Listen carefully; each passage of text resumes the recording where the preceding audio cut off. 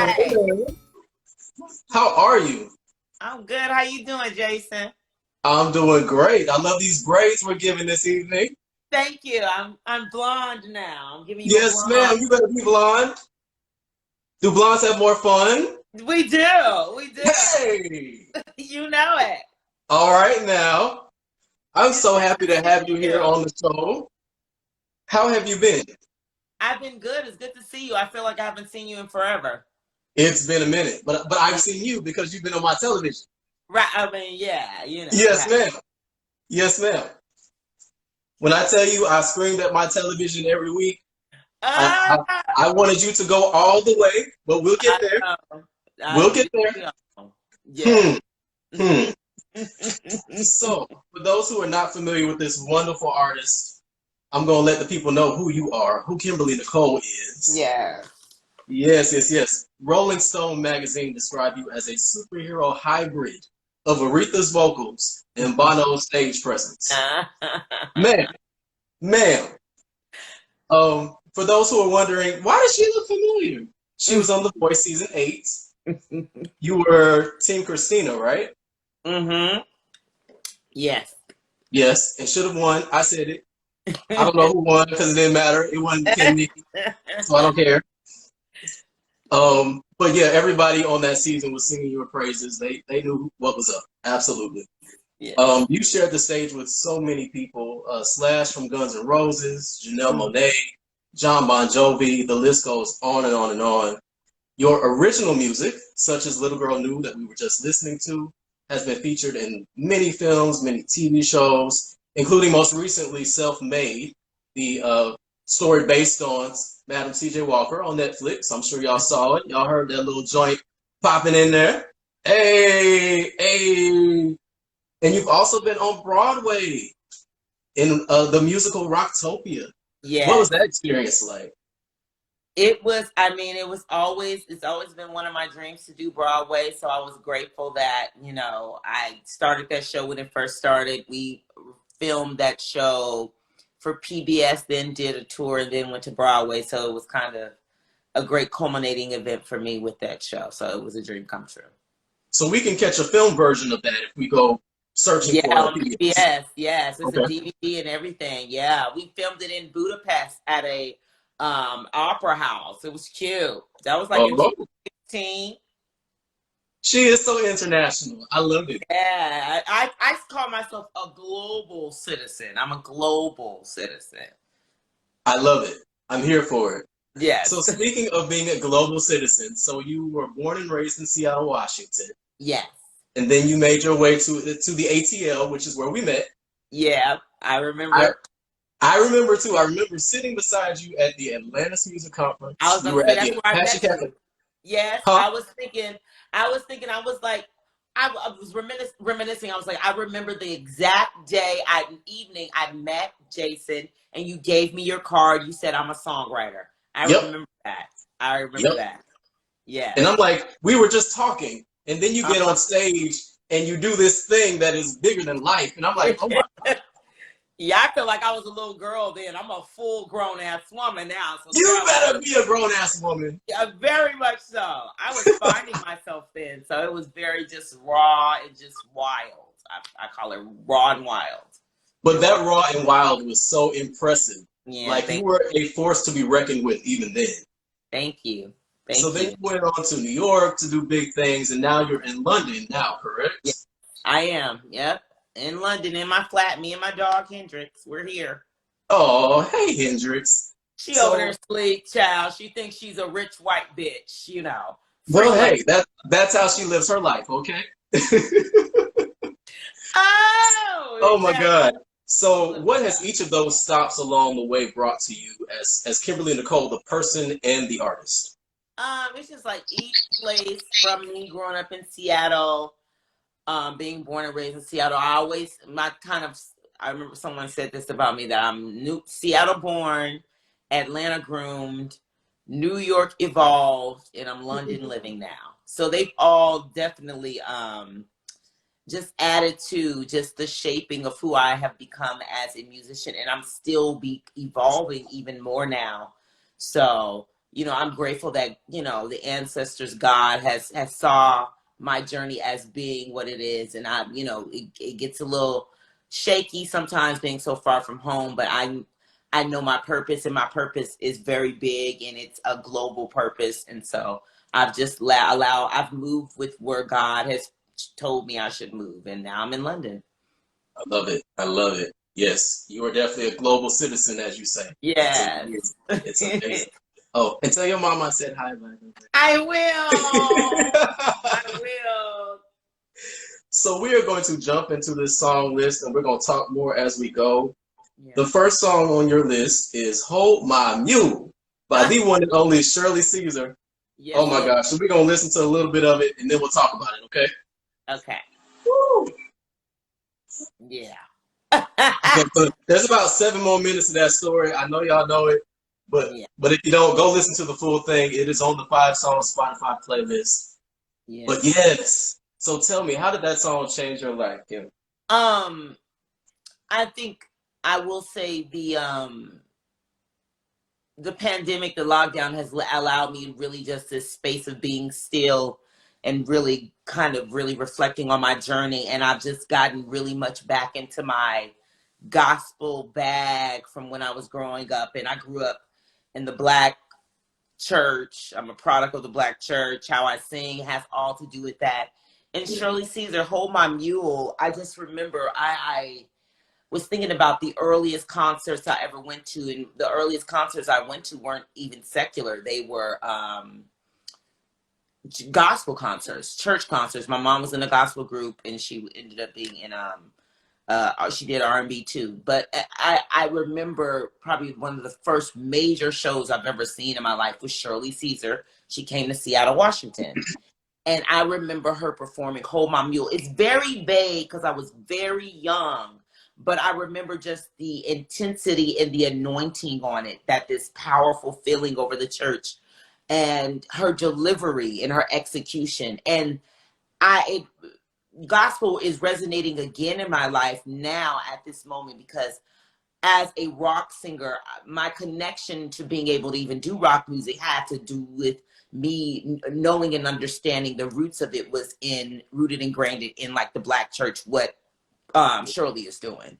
So Right. Hold My Mule is life changing, because as a child growing up and being groomed in the Black church, I was being heavily influenced and shaped by the sounds and the instrumentation and the history of what it means to be a singer in the Black church, that all is in direct line with what I do now, from sacred to secular, from Rosetta Tharpe to Tina Turner, from Shirley Caesar to Mahalia to Earth. I'm not Earth, but oh Jesus, Etta James and Big Mama Thornton. So Hold My Mule to me it resonates strongly because the anointing, her storytelling.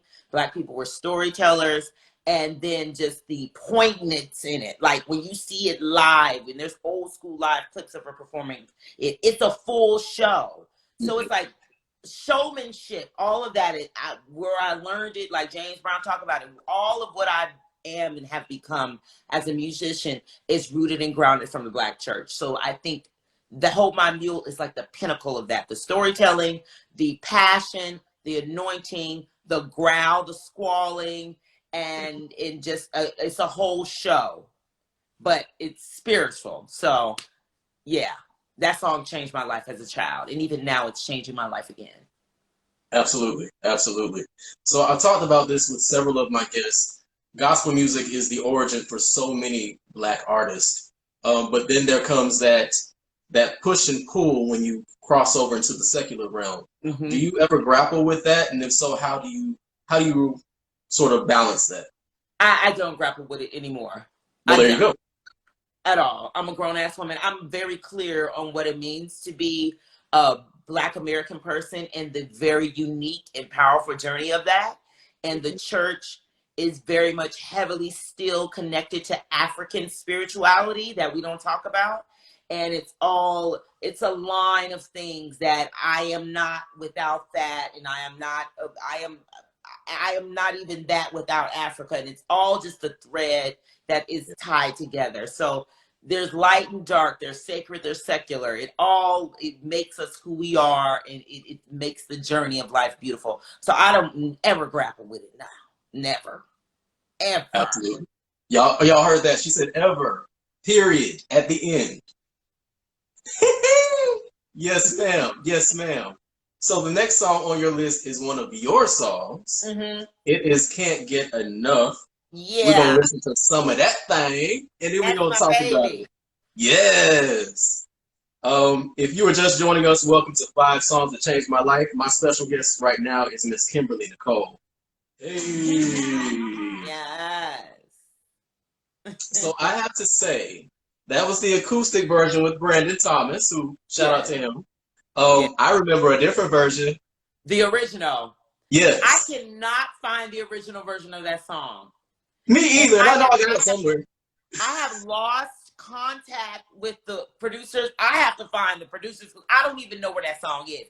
I looked in all my old email accounts. I cannot find the original version of that song. Wow. And that original version was featured in the movie 3 Can Play That Game, right? Yes. I can't. I'm like, Jesus, I got to keep searching. It got to be somewhere. It might be on this old laptop. Maybe I got to pull up that old laptop because I ain't opened her in a couple years. But yeah, Can't Get Enough. It's just that song. I think that's the first song that I recorded as Kimberly Nichole. Like I think I probably have done little stuff here and there, musically, recording wise, but that was the first song like I ever wrote in its entirety. I remember being in the studio. My high school homegirl Nadia, that lived in Atlanta at the time, she knew these 2 producers. Nadia is a hustler. She was like, "Bitch, these fucking producers are looking for a singer. You need to get your ass over here." She talked fast from Seattle too. "You need to get your ass over here. You need to come over here and fucking write this shit right with these motherfuckers, girl. Get you some placements." And we went in there. That was like probably the first song. There's another song that we did together too. Oh my God, I need to find that one too. But that was the first song that I kind of did and kind of like released on this 3 little disc thing I had that said "Young Soul, Can't Get Enough." And then I got my first placement out of there. Do you know Leaf? You remember Leaf, don't you? Absolutely. Leaf got me that placement, and 3 Can Play That Game. Wow. So that kind of put me in like on this, I was like, oh, I'm a songwriter. Like, I mean, I've always written since I was a little girl, but then that got, Jesus Christ, what was that, 2006, 7? I was like, oh, I can really do this. I think that was the song that really encouraged me to really just set my eyes on this prize and writing my own music and, really pursuing this, dream of mine. If I remember correctly, that song was the one that would autoplay when I went to your MySpace. So I would just let it keep going. Yes. Yes. It was, oh gosh. MySpace, honey, a thing of the past. What is MySpace? I need to find my MySpace page. It's probably on there. I need to go download. I cannot find that fucking song. It's probably on that old laptop. I know it is. And there it is. It's on MySpace. It's just chilling there, just sitting. Right. She's hanging out. Just hanging out. Yes. Oh my gosh. So I love that song in both of its versions. I definitely feel you all up and through that. Yeah. Do you still perform that song? I don't. You know what? I'm gonna bring her back out though. I really loved when I was doing every performance I could get in Atlanta. I would always perform it with Brandon, and we just made it very special acoustically. So I don't even think I really ever performed it with a live band. But I love it acoustic, so. Yeah. I remember I was recording a project at the same time, and Brandon was like, "Hey, I'm recording this thing, and I'm working with Kim Nichole and other artists." So he played that for me. I was blown away. Yeah. Because I had not heard you recorded in that way, acoustically, before. Yeah. I'm like, damn, she sounds good any kind of way. Right. It was good. Yeah, he did his thing with that. And I've kind of tried to make it come back alive. Like I kind of like re-released it recently, and people are like, people are having newfound love for it. They're like, "Oh girl, we never heard this." I'm like, "Girl, she's over, what is it, 15 years? Is it 15, bitch? It's like 14 years old now." Right. Yeah. But hey, it's new to somebody. Yeah, you hear me? There's somebody that's never heard it, so it's new. It's brand new. Absolutely. She's aged So very well. she has. I agree. And Uh-huh. so the fact that you now have a larger audience due Yeah. to The Voice and Broadway and being Mistress of Ceremonies at the Box, all Yeah. of these things have broadened your audience. Um, how does it feel to bring them music that they haven't heard before and have them experience it anew? I mean, I'm experiencing it anew. Like I have a newfound love for it. So it's exciting for me to it's hard sometimes for me to listen to my old stuff. I can't even barely watch my old performances and stuff. But for me to hear this and really smile and enjoy it, I'm enjoying it right along with them. And I'm grateful that, people are appreciating me because I feel like my voice then was a little bit lighter, a little bit. There's more things I think I could have did with the song, but it's still, I think I still delivered it greatly and people are really digging it. So I'm have a newfound love for it and I'm excited that other people are meeting it for the first time and we're loving it together. Absolutely. Yeah. Absolutely. That's a beautiful way to look at it. So Hmm. the next song on the list takes us from the Atlanta days back to Seattle. Yes. Smells Yeah. Like Teen Spirit by Yeah. Nirvana. Y'all weren't Yeah. expecting that one. You Don't you were? put black women in a box. We're going to listen to a little bit of this grunge and then we're going to talk about it, all right? Yes. That's my Hey! shit. That Oh, song that song is always so feels good. hard. Uh, so tell me about it. How did that inform I the mean, rock ballerina? that fucking song is timeless. That song Mm-hmm. had to have come out, what is 90? Oh my God, 92, 93. Something like that. Yeah. Yeah. That song is timeless. It has aged well. If Mm-hmm. they came out, if Kurtman was still alive and they came out now with that shit would knock. It would change the game. Believe it. And Seattle, because Seattle during that time, it was just, I mean, we're black.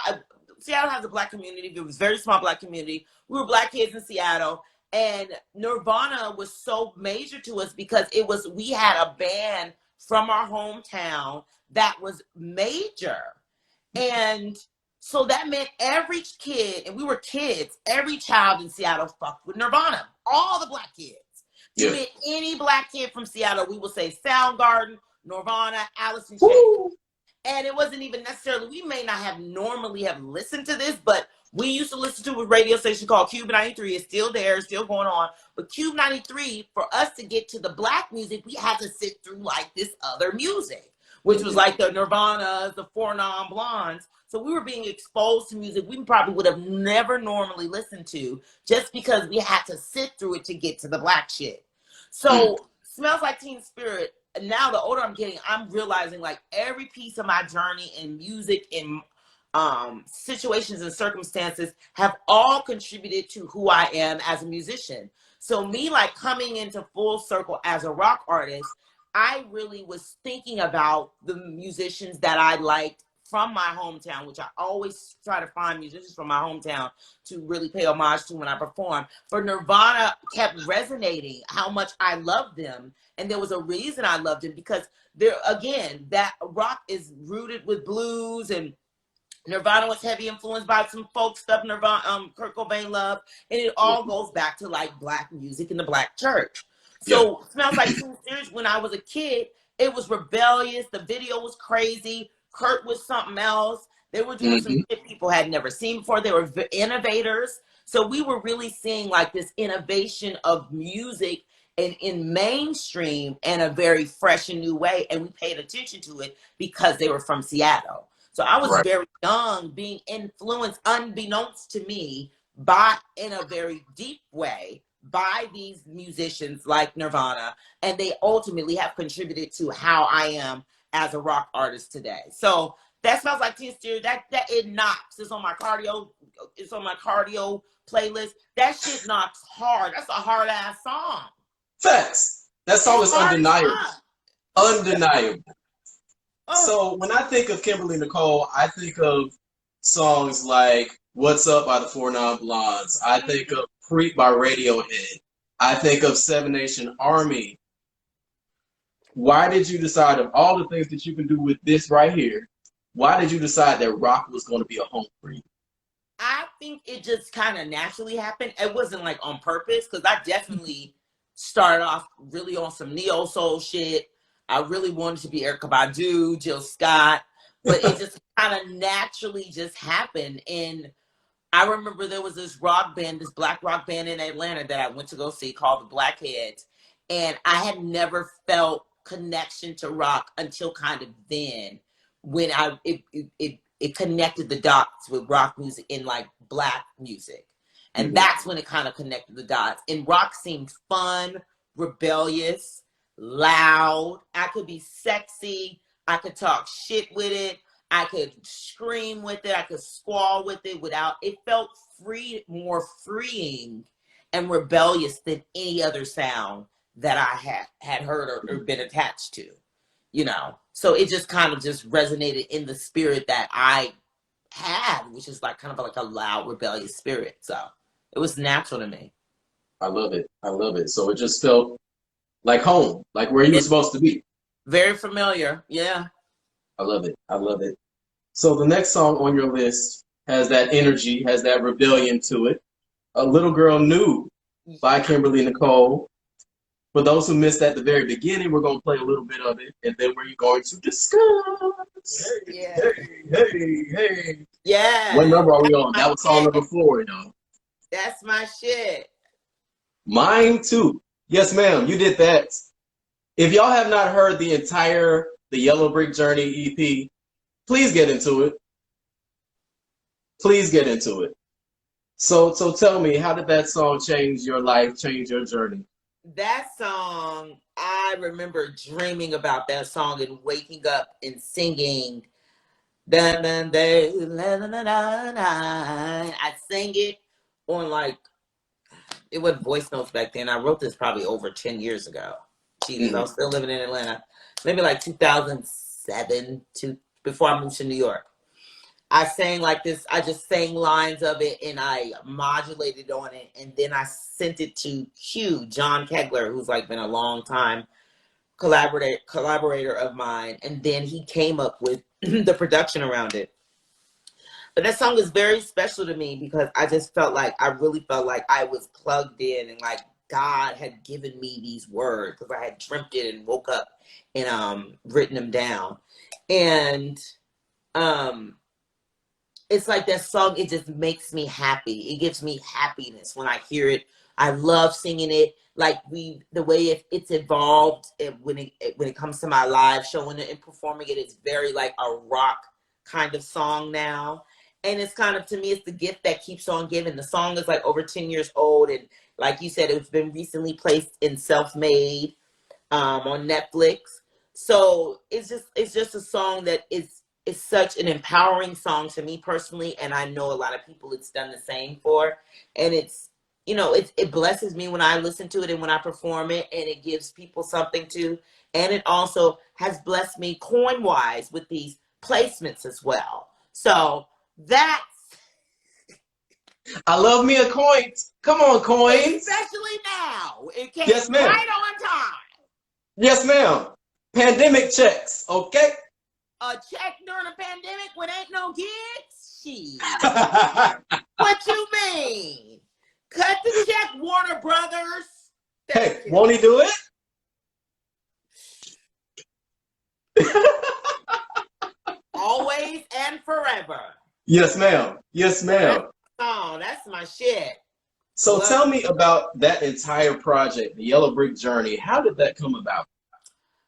You know what? It was just like, I'm not a person that forces shit. I just do shit like as my spirit moves me.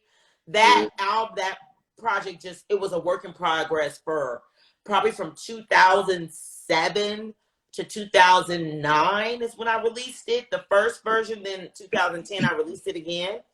Right. But I met Q. I was doing some gigs with a band in Atlanta, and one of the keyboard players was friends with Q. Q came to the show, and Q really liked me as a singer. He was like, Kim is a star. There was another girl in the band. And the guy was like, no, the other girl is. And he was like, nah, Kim is it. So then Q and I started working together, and we just started making songs, just we just started recording and writing together. And then by the time I moved to New York in 2008, I would go back to Atlanta and record a little bit more. Then at one point, he's from Philly. He came to Philly. I drove down and we kept recording. And then we just had these songs and we were like, we're going to release it. And I remember I was with my best friend at her condo with her boyfriend, her husband now in DC. And I was like, girl, what should we call it? And I really love The Wiz. The Wiz is one of my favorite movies. And I was like, The Yellow Brick Road. And she was like, I don't know about that. And I was like, The Yellow Brick Journey. And she was like, I like that. So then that's how it happened. That is awesome. Yeah. I will say, again, knowing you from your live performances, which are so dynamic, I knew you had a voice. I knew you had presence. But sometimes, and you know this to be true, that doesn't always translate to a project. Right. The best singers don't always have artistic vision, if you will. Yeah. When I heard that project, I was like, wait a minute. She got vision too. Yeah. Yeah. I really do. And I really, it's easy to just kind of be on the journey and just making money. And I feel like for the last 4 years or so, I just been singing, making money. But this time has really reminded me that I have very clear visions. I have ideas that I want to put into fruition and put pen to paper and make reality. So I'm really tapping back into me being a visionary as well. And I'm very much a creator and I see things and projects. So I'm excited about, what's happening within me as a creative artist too. And remembering I'm a visionary. I love it. So new Kim Nichole material coming? I mean, there's a project that's already ready that's sitting. So I might be like, bitch, she's just about to be released in October. Like, why not? Why not? October. It's my birthday month. So just go ahead and put it out. Why not? It's like, girl, put it out. There's no better time than now. Amen. Embrace the present, goddamn. Straight up. So. I love it. So the last song on your list is House of the Rising Sun. Yeah. We're going to play the version by the Animals, but you hit me to some game on this one. So we'll talk about it after we listen to it. You saw in the description, I said, the African. Okay, we'll get to it. Go ahead. You did. I loved it. I was here for it. Hey, everybody taking our shit. Anyway, House of the Rising Sun, y'all. Yeah. Yes. Yes. So tell me, how did that song change your life? Yeah. So in The Voice, we were deciding on songs to do, and that song, I had never thought of that song as an option. I've never really paid attention to that song.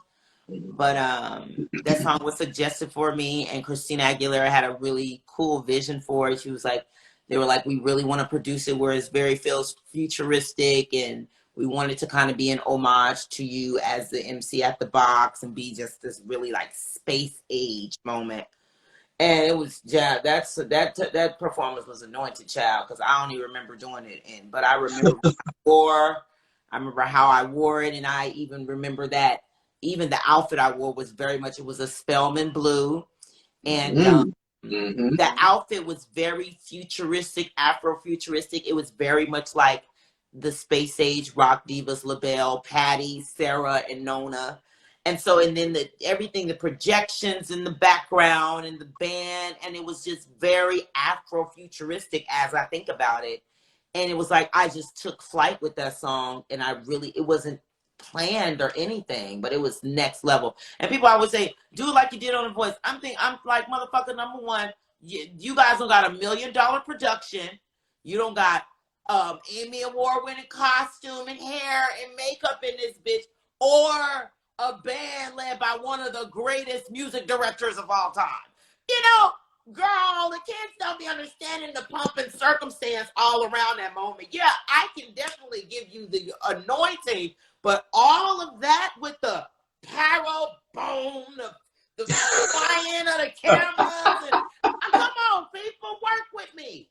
Anyway, that song really changed my life because that moment was the pinnacle moment of The Voice for me.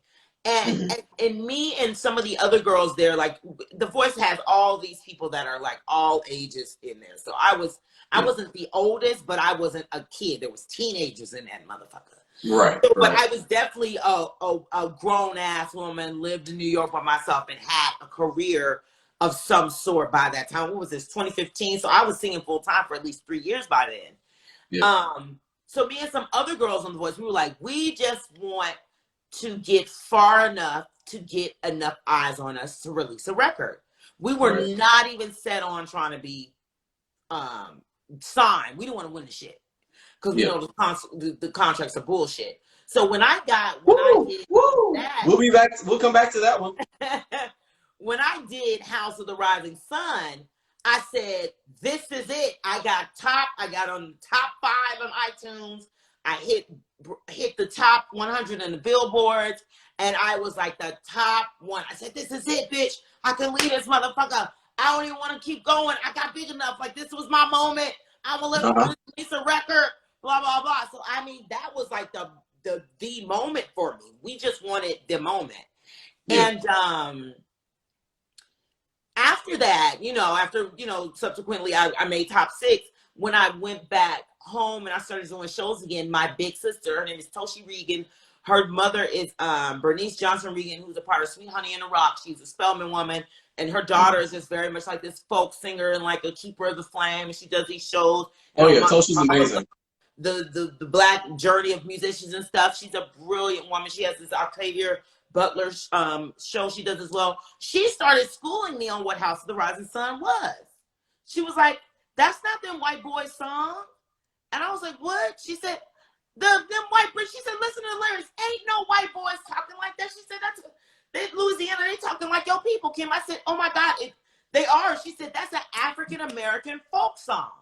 It's the journey of a black boy in Louisiana. It's literally our sharecropper songs. So when she told me that, I was like, oh, the reason my spirit resonated with this song is because it's a part of my DNA. I am the inheritor of this music. This is my shit. This ain't these white boys from Britain. They ain't no motherfucking white boys from the UK talking about there is a house of you. My father was a gambling man down in New Orleans. Ain't no white boys talking like that from the UK unless they copying it. So when I learned the history of it, it resonated even greater, and it made me understand why that moment was also powerful, because it was kind of, to me, like, and the ancestors were with me in spirit, and my spirit was remembering or being reminded or knowing who our people are, the music that we've created, and what's ours and what's rightfully mine. And I always say, that song is mine. I'm taking that shit back. It's mine. That's my song. There you go. Performing at this blues festival with these Italian guys, and the guy was like, oh, Kim, what version do you want to do? The original or yours? I said, that's not the original. The Animals is in the original version. I say that shit all the time. I said, the Animals is not the original version. Oh, it's not. I said, no. I said, that's an African-American folk song. I said, and white boys originated. Educate them, please. Ha! Ha! Yes, ma'am. Yes, ma'am. So when I think of your time on The Voice, I think of that performance, incredible. And I think of your performance of Creep by Radiohead. So let me into that one a little bit, because, baby, when I tell you, when you wilted down to the floor at the end, I was done. I was completely done. Yeah. I love Christina Aguilera. I had some really good times with her, because it was like me being on a team with my good girlfriend, and we're kikiing, and she's telling me how much further I can go. She always said, Kim, you can do more. You can hold that note. You can be more dramatic. Like, Christina knows her shit, and that's a side a lot of people don't know about her, that she's really brilliant at what she does. Like, she knows her shit, you know. And she respected me. There was a mutual respect between us, and we would have a good time. But Radiohead came about because she had saw a performance by Postmodern Juke, I think that's what they call Postmodern, whatever. They're very popular. and they basically just revamp modern songs on some Yes. Motown jazz black shit. That's what they Yes. do. And That is what they do. this girl Haley Reinhart, she um her version was the one that we saw, but she didn't originate that version. There's another sister that originated that version with Postmodern Jukebox, but they had Haley redo it because Haley was so big. Jesus Christ, Lord forgive me, Lord. What's this sister's name? I gotta shout her out. But there was another sister with Wait, they stealing from black people again? the blacks from the Postmodern PMJ have had a whole thing about this too. Oh What my. the Oh my. girl name? Jesus Christ. It's with a K. Oh my God! I'm not going. I'm a black woman Yes. originated and vocally composed that version. Hailey Reinhart redid it, and it became huge because she was bigger.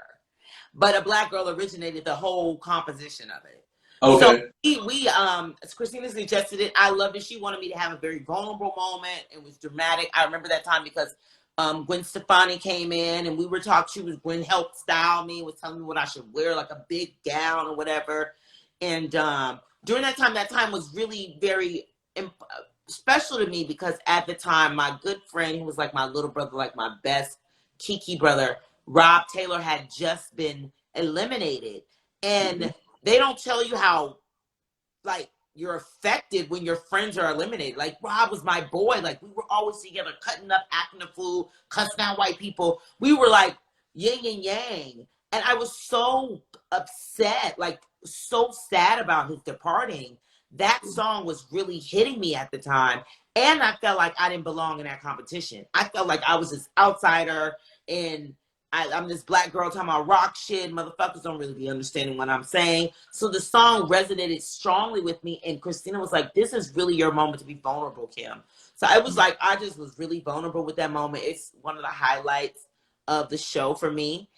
People favor that one, but there's other ones I prefer over that. But Okay. And weren't you wearing Michael Costello or something? Say it again. Weren't you wearing Michael Costello or something like that? Michael Costello. In House of the Rising Sun, I was wearing Michael Costello too. Come on, Couture. In that House of the Rising Sun, I snuck because wardrobe at The Voice, I wanted to wear Michael Costello, and they were like, well, we don't know how to get Michael Costello. We can't afford him. Some bullshit they said. But this is when the advantage is when you a bitch that been in the game for a minute. I called one of my dear friends, Terrell Mullen. I said, Terrell, I need to get in contact with Michael Costello. I want to wear some of his shit. Terrell called Michael. Terrell was like, Kim, can you get to Michael's showroom? I said, we're not supposed to leave the hotel, but I will walk 3 blocks and call an Uber. I bet you I walked 3 blocks, called an Uber, went down to Michael's place, we kiki, tried on shit, and I sang with him and whatever, and then went back with the House of the Rising Sun outfit. They were like, oh my God, this is lovely. Can we get more? Anyways, yeah, I wore Michael Costello throughout the show, and I wore Michael Costello when I sang Dirty Diana. So, right. That was the other one, Dirty Diana. Amazing performance. Yeah. Amazing performance. So you made that happen for yourself. I did, because I was a grown-ass woman, and wasn't nobody going to tell me what to do. That is the running theme throughout this discussion, y'all. She is a grown-ass woman. I'm very grown. So you've been pulling back the veil on The Voice just a little bit. You know, we ain't trying to get sued by NBC Universal, but, you know, we grown. We don't give a damn. So tell the people, fuck them. The people that was upset that Kimberly Nichole didn't win season 8, how do you feel about that? I mean, one thing about singing competitions is I always tell people that they should absolutely do them if the opportunity presents itself.